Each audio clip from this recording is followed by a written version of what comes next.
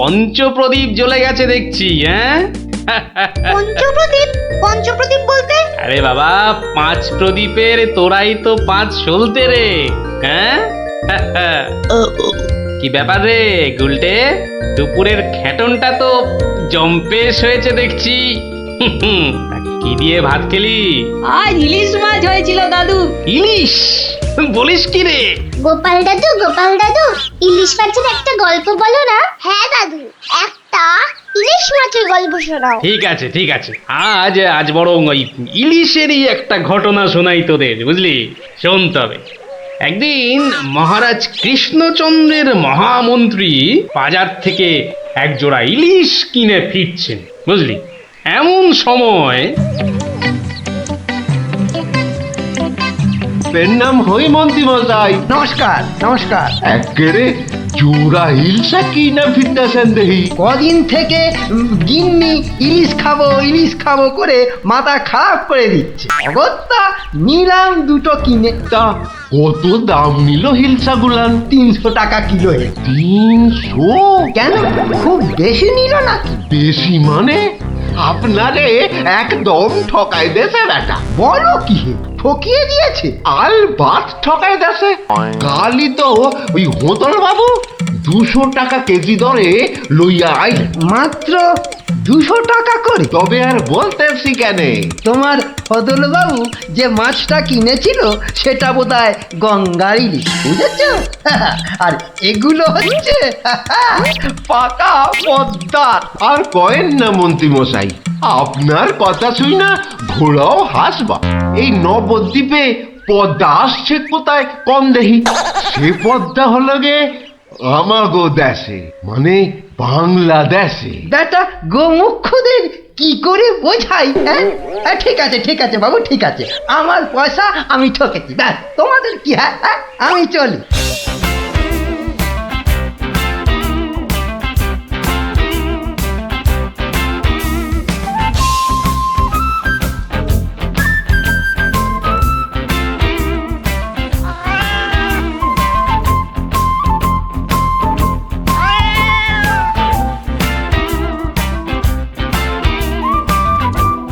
আরে আরে মন্ত্রী মশাই যে ইলিশ কিনলেন বুঝি? না কিনলে বিনি পয়সায় দেবেটাকে শুনি। সে কথা আমি বলছি নে, মানে জানতে চাচ্ছি কত করে নিল। দাম শুনে তোমার কাজ কি বাপু? তুমি তো আর দামটা দিয়ে দেবে না। তবু শুনি না একবার। আগের বেটা দাম নিয়ে বড্ড ভ্যান তাড়া করছিল, একে বরং একটু চমকে দিই। মাত্র 150 টাকা কিলো। 150? সত্যি 150 করে? তবে আর বলছি কি হে, সস্তায় হয়েছে, কি বলো? খুবই সস্তায় পেয়ে গেছেন। অনেক দিন ওই মাছটার স্বাদ পাইনি। আপনি যদি কর্তা মারে বলে না না বেশি নয়, এই 2-1 পিস যদি পাঠিয়ে দেন। এবারটা দেখছি এক কাটি বাড়া। কিছু বললে নাকি? হ্যাঁ, না না, বলছিলাম কি কর্তা মারে বলে যদি। বলবো কথা মারে, নিশ্চয়ই বলবো। ধন্যবাদ। এ তো দেখি ইলিশ কিনে মহা ঝামেলা হলো। সকলেই দাম জানতে চায়। আরে বাবা, বাজারে গিয়ে দাম করলেই তো লাটা চুকে যায়। যত সব। আরে মন্ত্রী মশাই যে ইলিশ কিনে ফিরছেন বুঝি? আরো একজন হাতে ইলিশ দেখেও জিজ্ঞাসা করা চাই, ইলিশ কিনে ফিরছেন বুঝি? দেখতেই তো বাচ্চা বাবু, এগুলো ইলিশ, রুই কাতলা নয়। তা সস্তায় পেয়ে নিয়ে এলাম দুটো। বস্তায়? বলেন কি, বস্তায় করে ইলিশ মাছ বিকোচ্ছে নাকি? কোথায়? এ তো দেখি বদ্ধ কালা। বস্তা নয়, সস্তা, মানে কম দাম, বুঝেছো? ও, সস্তায় পেয়ে গেলেন? তা বলবেন তো। তা এমন চেঁচাচ্ছেন কেন? আমি কি কালা নাকি? যাকে ওসব কথা। সস্তা বলতে কত সস্তা মন্ত্রী মশাই? মানে ঠিক কত করে নিল? একদম জলের দরে। ফলের দরে ইলিশ মাছ? সস্তাই বটে, সস্তা, ঠিক বলেছেন। তা কবে হচ্ছে ইলিশের ভোজ? রোজ আমার শ্রাদ্ধে? আজ রাতে বলেন কি? তা বেশ, আমি আজ রাতেই না হয় একবার হাজির হয়ে যাবো। হ্যাঁ হ্যাঁ, কিছু বললে? হ্যাঁ, পিছু পিছু চলতে পারলে তো ভালোই হতো। তবে তবে একটা জরুরি কাজ আছে কি না? এ তো দেখছি মহা ফ্যাসাদ। পেশাদ? আগে আপনাদের পেশাদ পাওয়া তো ভাগ্যের ব্যাপার। এখন তবে যাই মন্ত্রী মশাই, হ্যাঁ কি বলেন? হ্যাঁ যাই তবে।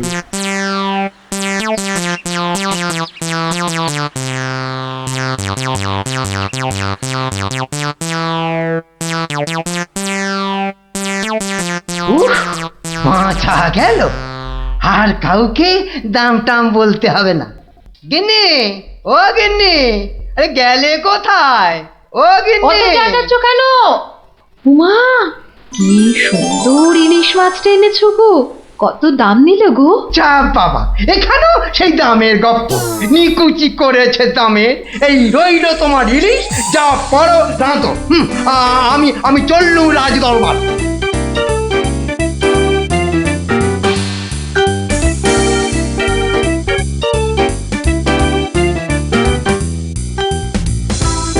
কি ব্যাপার মন্ত্রী, আজ এত দেরি হলো যে?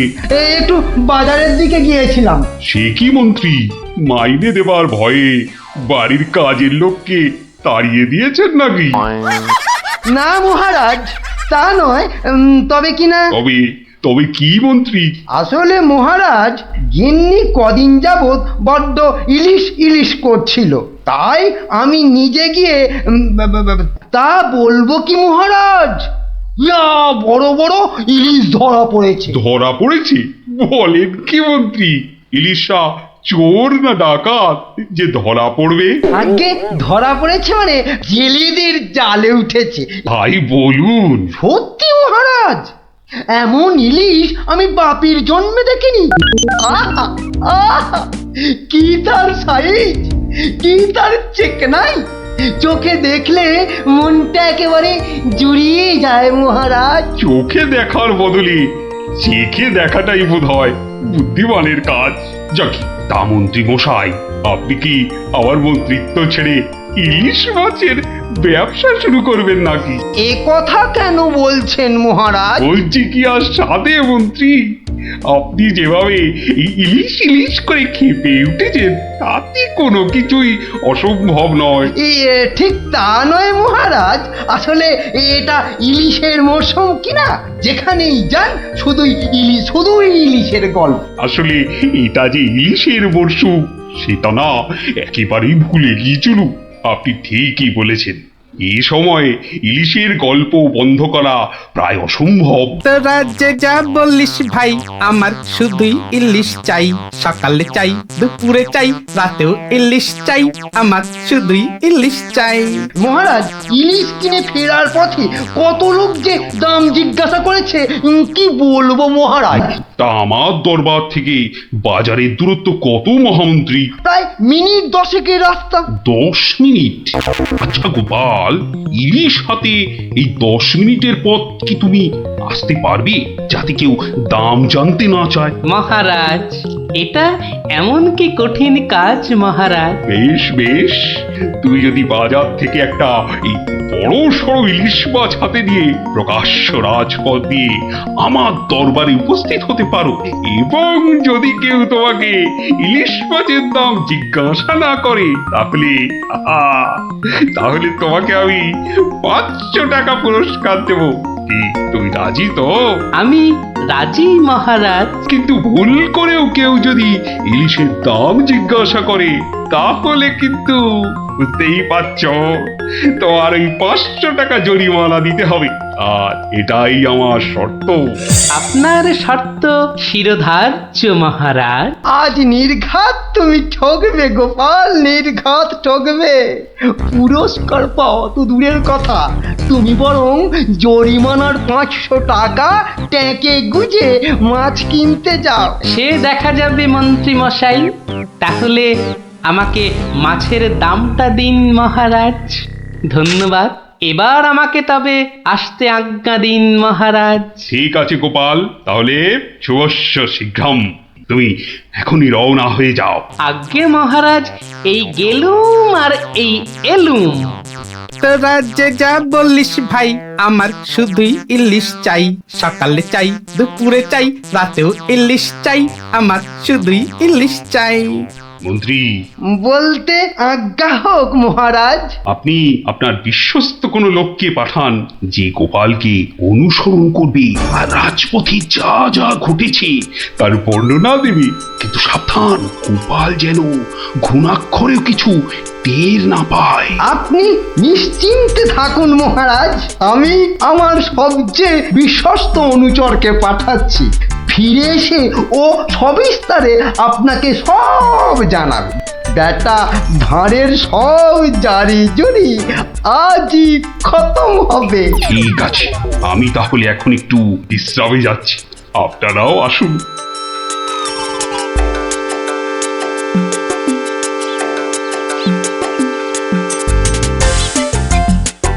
বটা আছো নাকি?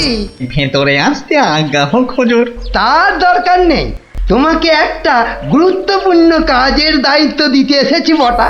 কাজটা করা চাই কিন্তু। নিশ্চয়ই নিশ্চয়ই, কি করতে হবে শুধু বলুন। শোনো, মহারাজ গোপালকে ইলিশ মাছ কিনতে পাঠিয়েছে।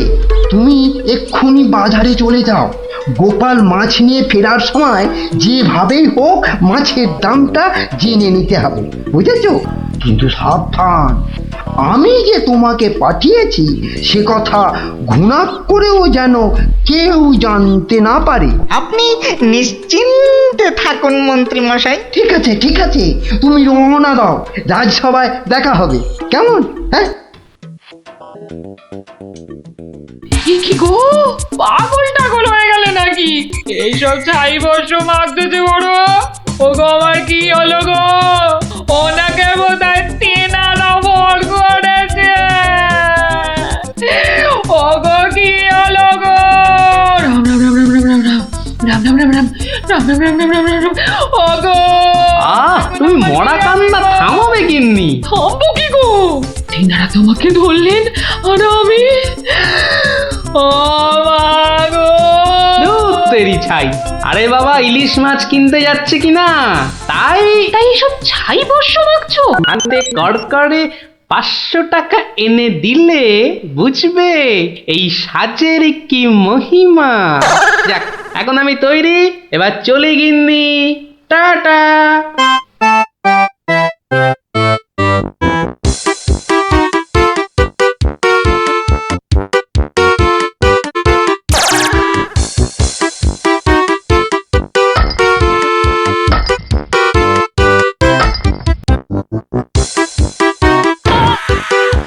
দেখ দেখ, লোকটা দিগম্বর, পাগলটাকে তো আগে কখনো দেখিনি। কিন্তু আমার যেন কেমন চেনা চেনা লাগছে। তা তো লাগবেই, রাঁচি থেকে ফিরলি কি না? আহা আহা, ইলিশ মাছ দেখছি, তা কত? ধরেছি ধরেছি জাহাপনা, আসল অপরাধীকে পাকড়াও করেছি। এই চুপ করে দাঁড়িয়ে থাক, আমি নিজে তোর শাস্তি দেব। কি বেটা সত্যি সত্যি পাগল হয়ে গেল নাকি? বলা যায় না, ইটটা যদি সত্যি সত্যি ছুঁড়ে দেয়, এই কাজ নেই আর দাম জানায়।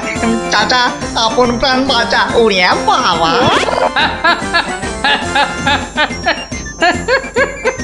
বেটা, ঘুঘু দেখেছো? ঘুঘুর ফাঁদ দেখনি? এই নির্ঘাত মন্ত্রী মশাইয়ের কাজ, না হলে আগ বাড়িয়ে কেন বলতে যাবে?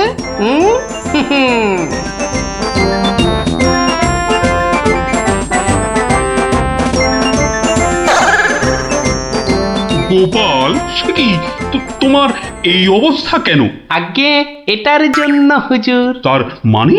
আপনার কথা মতো ইলিশ এনেছি মহারাজ, কিন্তু বিশ্বাস করুন মাছের দাম নিয়ে কেউ কোনো প্রশ্নই করেনি মহারাজ। বটি, মন্ত্রী, আপনার অনুচরদের ডাকুন। আমি হাজির মহারাজ। তুমি দেখেছো গোপালকে ইলিশের দাম নিয়ে কেউ কিচ্ছু বলেনি? হ্যাঁ মহারাজ, দেখেছি, কিন্তু কিন্তু কি? মানে গোপাল ভাঁড় পাগল হয়ে গেছে। সে কি? আজ্ঞে মহারাজ, পাগল না সাজলে মন্ত্রী মশাই আজ যে জিতে যেতেন। তার মানে? মানে আর কিছুই নয় মহারাজ, মন্ত্রী মশাইয়ের অনুচরই আমাকে দাম জিজ্ঞেস করতে যাচ্ছিল, তাই বাধ্য হয়ে ব্যাপারটা একটু খুলে বলবে গোপাল? তবে শুনুন মহারাজ, লোকটা দিগম্বর। ইলিশ মাছ দেখছি, তা কত? আসল অপরাধীকে পাকড়াও করেছি। ব্যাটা সত্যি সত্যি পাগল হয়ে গেল নাকি? ওরে বাবা!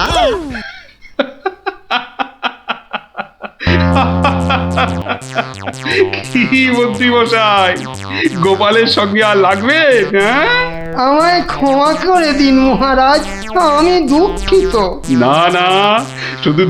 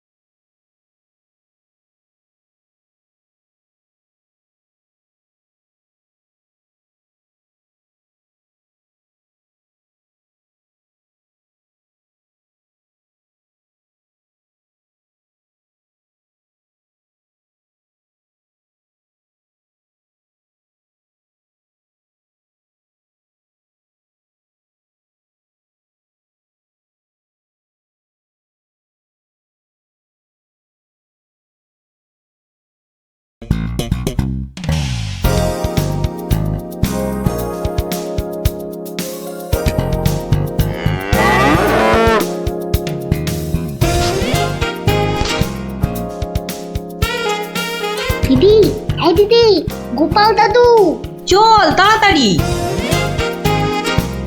গল্প গল্প গল্প দেখো কাণ্ড, তোরা কোত্থেকে এসে জুটলি রে? গল্প গল্প গল্প গল্প বলো গল্প বলো গল্প বলো গল্প বলো।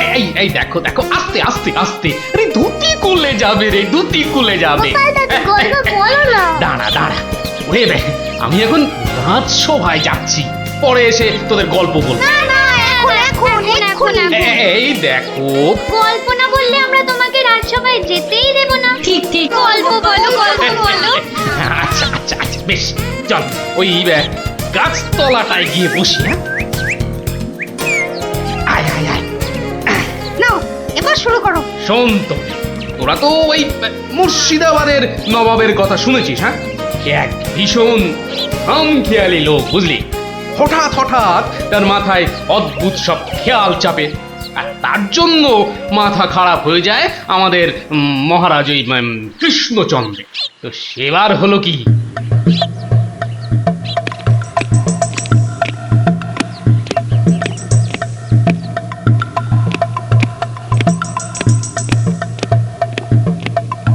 অনেক দিন হয়ে গেল এক জায়গায় একটানা বসে আছি।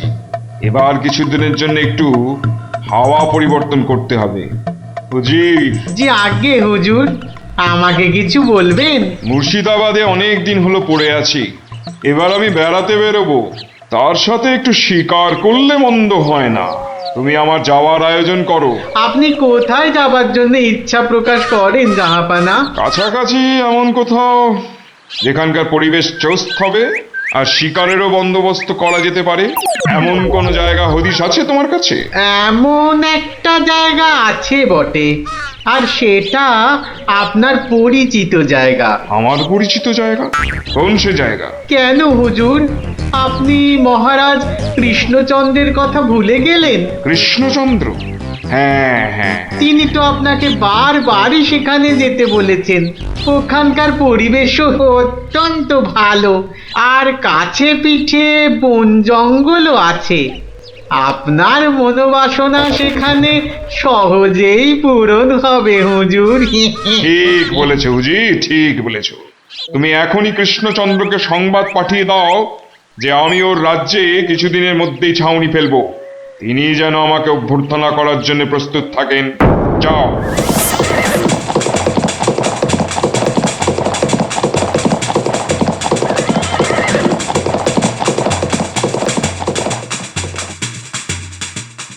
বন্ধুগণ, আজকে আমার কাছে একটা বড়ই গুরুত্বপূর্ণ খবর আছে। আর কয়েকদিনের মধ্যেই মুর্শিদাবাদের নবাব বায়ু পরিবর্তন করতে আমাদের রাজ্যে আসছেন। নবাব? মুর্শিদাবাদের নবাব? প্রচন্ড খেয়ালি মানুষ, কখন যে হঠাৎ করে কি চেয়ে বসবেন কিছুরই ঠিক নেই। আমাদের খুব সাবধানে ওনার যত্ন করতে হবে কিন্তু। হ্যাঁ, তাছাড়া উনি রাজসভায় আসবেন না, রাজধানীর উত্তর দিকে যে বিশাল অরণ্য আছে তার পাশে ছাউনি ফেলবেন আর শিকারও করবেন। নবাবের আরাম বিরামের যাতে কোনো ত্রুটি না হয় সেজন্য আমরা সবাই সজাগ থাকব। আমি নিজে সব ব্যবস্থার তদারকি করব। আমোদ প্রমোদ, ভালো ভালো খাবার, সব কিছুর ব্যবস্থা রাখতে হবে। মহারাজ, খাবারের কথাই যখন উঠল তখন একটা কথা জিজ্ঞাসা না করে পারছি না। ওহ, আবার কি কথা? বলে ফেলো, বলে ফেলো। মহারাজ, নবাব সাধারণত গোমাংসই খুবই পছন্দ করেন, কিন্তু এটা তো হিন্দু রাজ্য, এখানে গোমাংস তো পাওয়াও যাবে না। কিন্তু নবাব যদি জেদ ধরেন। খুবই গুরুত্বপূর্ণ প্রশ্ন করেছ মন্ত্রী। সেক্ষেত্রে আমাদের নবাবকে উত্তম রূপে খাসি আর মোরগের মাংস খাইয়ে মন ভরাতে হবে। এছাড়া আর উপায় কি? হ্যাঁ, আর তাতেও উপায় না হলে হাতের কাছেই তো আছে আমাদের কৃষ্ণনগরের বিখ্যাত সরপুরিয়া রাজভোগ। এর স্বাদে আর গন্ধে নবাব গোমাংসের কথা ভুলেই যাবে। ঠিক বলেছ গোপাল, নবাবের এমন খাতিরদারি করতে হবে যাতে সাপও মরে আর লাঠিও না ভাঙে। তাহলে আপনারা এবার তৈরি হয়ে নিন, আজ থেকেই কাজে লেগে পড়ুন, আর একদম সময় নষ্ট নয়।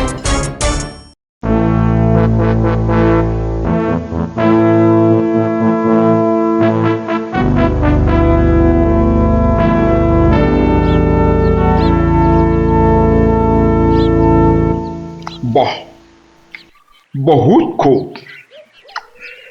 বড়ই জবরদস্ত চিজ। কি নাম বললেন এই খাবারের? আগে হুজুর, সরপুরিয়া আমাদের রাজ্যের সব থেকে জনপ্রিয় মিষ্টি। তা আমাদের বাবুর্চিকে শিখিয়ে দিলে সে এরকম জবরদস্ত জিনিস নিশ্চয়ই পাকাতে পারবে। নিশ্চয়ই জাহাপনা। তাছাড়া মোগলাই খানার সাথে সরপুরিয়া বেশ ভালোই লাগবে বোধহয়। ভালোই লাগবে, আর তার সাথে একটু মোগলাই গরম মশলা মেশালে স্বাদ আরো বেড়ে যাবে। মিষ্টিতে গরম মশলা? বাবার জন্মেও শুনিনি। কিছু কি আপনি বলতে চাইছেন? না না না না না না, মানে আপনার ভাবনা খুবই ভালো হুজুর। আমাদের ময়রা আপনার বাবুর্চিকে সব শিখিয়ে দেবে। কি হলো, বাইরে এত গোলমাল কিসের? একবার দেখো তো। গেলুম বাবারে, মেরে ফেললে, দিয়ে দিলে রে। এ কি অবস্থা হয়েছে তোমার? কে এমন করলো? হুজুর ষাঁড়, ছাউনিতে ষাঁড় পড়েছে হুজুর, ষাঁড়। ষাঁড় এলো কোত্থেকে? কিচ্ছু বুঝতে পারছি না হুজুর, কোত্থেকে যেন এসে পড়েছে। পুরো শিবির একেবারে লন্ডভন্ড করে দিচ্ছে হুজুর। ওই যে শুনুন আবার ডাকছে। ব্যাপারটা একবার নিজের চোখে দেখতে হচ্ছে। এই তোমরা সব চলো তো, একবার দেখি। কোথায় সেই বেয়াদব? আজকে আমি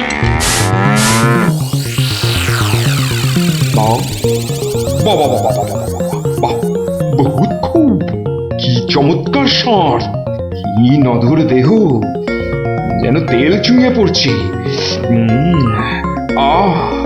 একেবারে জবরদস্ত গোস্ত। হুজুর, আমরা সবাই মিলে এখনই ওটাকে তাড়িয়ে দিচ্ছি। এই না, তাড়িও না, इसको पकड़ो।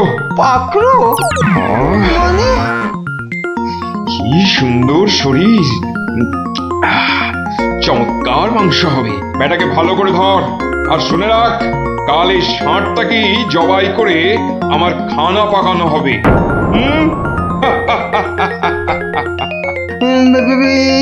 করেছে। এই যে মহারাজ কৃষ্ণচন্দ্রের পিতৃশ্রাদ্ধের বিসর্গসার এবার নবাবের কবলে পড়েছে। ওর আর রক্ষে নেই। যাই তাড়াতাড়ি রাজসভায় যেতে হবে। খবরটা শুনলে মহারাজ নির্ঘাত মূর্ছা যাবেন। জাহাপনা, এবার আমাকে বিদায় দিন। রাজসভায় যেতে হবে, অনেক কাজ পড়ে আছে। হ্যাঁ, এবার আপনি আসুন। আর আগামীকাল আমি এখানে একটা বিরাট ভোজসভার আয়োজন করছি। কাল তাই আপনাদের মহারাজকে এখানে আসতে বলবেন। রাজাকে কাল আমি আদা দিয়ে ষাঁড়ের কোরমা খাওয়াবো, বুঝলেন? ঠিক আছে, সেলাম হুজুর। আদাব। আদাব আদাব। হ্যাঁ, আদা দিয়ে কোরমা হবে কাল।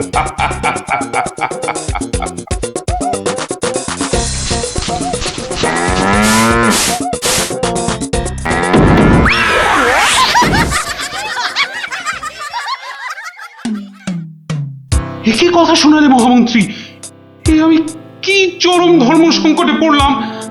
আমার পিতা শ্রাদ্ধে উৎসর্গ করে ষাঁড়টাকে ধর্মের নামে ছেড়ে দিয়েছিলাম। বৃষোৎসর্গের বৃষ মারা পড়লে যে আমার পিতৃপুরুষ নরকে যাবে। কিন্তু নবাবের হাত থেকে ওকে উদ্ধার করার উপায়ই বা কি? নবাব যাকে খেতে চাইছেন তাকে ছিনিয়ে আনার চেষ্টা মানে তো রাজদ্রোহ বই তো কিছু নয়। তাই তো। ওরে বাবা, সর্বনাশ হয়ে গেল, সর্বনাশ হয়ে গেল। হিন্দুর নগরে গো হত্যা হলো। আমার পিতৃপুরুষের নরকবাস হবে। কোনো উপায় নেই ঠেকাবার। যত সব বদমাশ নবাব। আমাদের এ কি সর্বনাশ হলো, কি সর্বনাশ হলো! থামুন, বিপদের সময় একটা বুদ্ধি দেওয়ার নাম নেই। আবার নাকি কান্না কাঁদতে লেগেছে। সবাই সবাই একদম চুপ করে থাকবেন। আমাকে আমাকে একা ভাবতে দিন তো, দেখি দেখি কোনো শেষ রক্ষা করতে পারি কিনা। আগে মাফ করবেন মহারাজ, আমার উপর ভার দিলে আমি ষাঁড়টাকে নবাবের কবল থেকে খালাস করে আনতে পারি। কার সাথে টক্কর দিতে হবে বুঝতে পারছো? এ হলো স্বয়ং মুর্শিদাবাদের নবাব। আমার উপর ভরসা রাখুন মহারাজ, আমার জেদ তো আপনি ভালো করেই জানেন। তুমি বোধহয় নবাবকে ঠিকভাবে চেনো না। নবাবের মতো বদরাগী লোক রসিকতায় ভোলেন না। আপনাদের নবাবও কিন্তু আমাকে সম্যকভাবে চেনেন না। আপনি বলুন না মহারাজ, আমার দৌড় ওনার জানা আছে কি? তুমি ঠিক কি করতে চাও? আমি তো কিছুই ভেবে কুল পাচ্ছি না। আপনি শুধু একটা ছোট্ট কাজ করুন। ছোট্ট কাজ? ছোট্ট কাজ কিরকম? শুনুন মহারাজ, আর আপনি নবাবের নামে একখানি পত্র পাঠান। আমার কথা বলুন বলুন বলুন বলুন, আপনি আমাকে পাঠাচ্ছেন। তোমাকে পাঠাচ্ছি? কেন কেন? স্রেফ নবাবের মনটা একটু ফুরফুরে করে দেবার জন্য আপনি আমাকে পাঠাচ্ছেন। গোপাল, আমার কিন্তু ভয় করছে। তুমি কাজ হাসিল করতে পারবে তো? ধরে নিন আপনার ষাঁড় আপনি ফেরত পেয়ে গেছেন। দেখুন এবার আপনার গোপালের খেল দেখুন। বেশ, তোমার কথা মতোই কাজ হবে।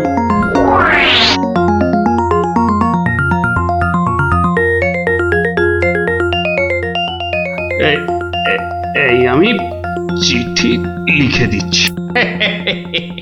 প্রণাম মহারাজ, এই চললাম আমি ষাঁড় উদ্ধার অভিযানে।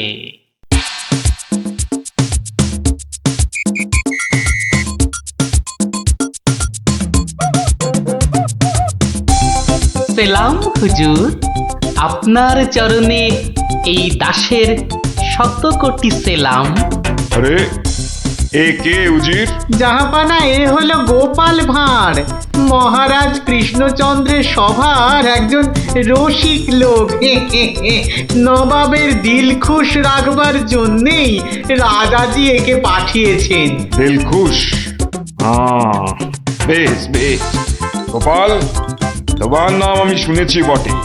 ঠিক আছে, তুমি আমার দিল খুশ করে দাও। হ্যাঁ, মাফ করবেন জাহাপনা, আমি এসেছিলাম আপনার দিল খুশ করার জন্য, কিন্তু এখানে এসে আমার দিল নাখুশ হয়ে গেল হুজুর। কেন কেন কেন কেন? আমি একটা বিচ্ছিরি দৃশ্য দেখতে পেয়েছি এখানে। ইস, ছ্যা, ছ্যা, ছ্যা, ছ্যা, ছ্যা, ছ্যা, থু, থু, থু, থু, থু, থু। কি দৃশ্য তুমি দেখলে যে এত নফরত? হুজুর, ওই নোংরা সাপটা কেন আপনার পবিত্র শিবিরে বেঁধে রেখেছেন জাহাপনা? নোংরা বলছো কেন? বেশ তাগড়াই আছে, ভালো গোস্ত হবে। হ্যাঁ হুজুর, খেয়ে ফেলুন, খেয়ে ফেলুন, যত তাড়াতাড়ি পারেন সাপটাকে খেয়ে ফেলুন। তুমি হিন্দু হয়ে ষাঁড় খাওয়ার কথা বলছো? হুজুর, ওই সাপটা বড়ই নোংরা। ও যা উৎপাত করে, গোটা দেশের লোক ওর জ্বালায় একেবারে অস্থির হয়ে যায় হুজুর। কে উৎপাত করে? গুটিয়ে দেয়? না হুজুর, তাহলে তো ল্যাটা চুকেই যেত। কিন্তু ওই সার যা করে, এই ও ও আমি মুখে আনতে পারবো না হুজুর। রাম রাম ওয়াক ওয়াক, থু থু থু। আরে বলেই ফেলো না, কি কাজ করে? কি আর বলবো জাহাপনা, ওর জ্বালায় মাঠে কারোর বড় বাইরে করার উপায় নেই। কেন কেন কেন? কেন বলবো? বলেই ফেলি। হ্যাঁ, মানে ও মল ভিন্ন, মানে ওই ওই নোংরা ভিন্ন আর কি। আর কিছুই খায় না, মানে ওই গু খেকো সাপ। গু খেকো ষাঁড়? হুজুর, ষাঁড়টা ওই গুয়ের লোভেই মাঠে মাঠে ঘোরে। কোনো লোককে মাঠে বসতে দেখলেই হলো তাকে গুটিয়ে একেবারে তুলে দিয়ে তার ময়লাটা খেয়ে ফেলে। ছি ছি ছি, ছ্যা, ছ্যা, ছ্যা, ছ্যা, ছ্যা, ছ্যা। হ্যাঁ জাহাপনা, ওকে আপনি ওই যত তাড়াতাড়ি খেয়ে ফেলুন। হ্যাঁ, ওকে আপনি যত তাড়াতাড়ি খাবেন ততই আমাদের মঙ্গল। এই দেশের লোক নিশ্চিন্ত হয়ে মাঠে বসুক। তবা তবা তবা তবা, এই ষাঁড়ের মাংস আমি খেতে চেয়েছিলাম। আপনি কি অসুস্থ বোধ করছেন জাহাপনা? না না না না না, মানে ঠিক আছে ঠিক আছে। এই এই এই ষাঁড়টাকে এক্ষুনি বিদায় কর। হুজুর, ষাঁড়টার শরীর স্বাস্থ্য ভালোই, বেশ এই উপাদেয় মাংস হতো হুজুর। না হয় একটু ওই মলি খায় আর কি। না না না না, ওকে দূর করো দূর করো। আর উজি, এক্ষুনি আমার মুর্শিদাবাদ ফেরার ব্যবস্থা করো, এক্ষুনি এক্ষুনি। জো হুকুম জাহাপানা। হুজুরের যেমন মরছি। আমি আসছি হুজুর, আদাব। হট হট, ওর দড়ি খুলে দে, যা যা যা যা।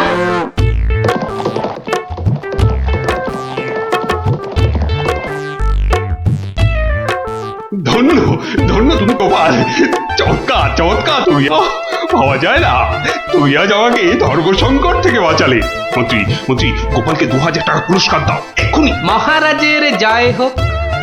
ব্যাস, নবাব ষাটটাকে ছেড়ে দিয়ে মুর্শিদাবাদ পালালেন, আর আমাদেরও ঘাম দিয়ে জ্বর ছাড়লো। তোরা সব খুশি তো? হ্যাঁ, এবার তাহলে আমি রাজসভায় যাই। কাল কিন্তু আর একটা গল্প বলতে হবে। আচ্ছা বাবা, আচ্ছা বলবো বলবো।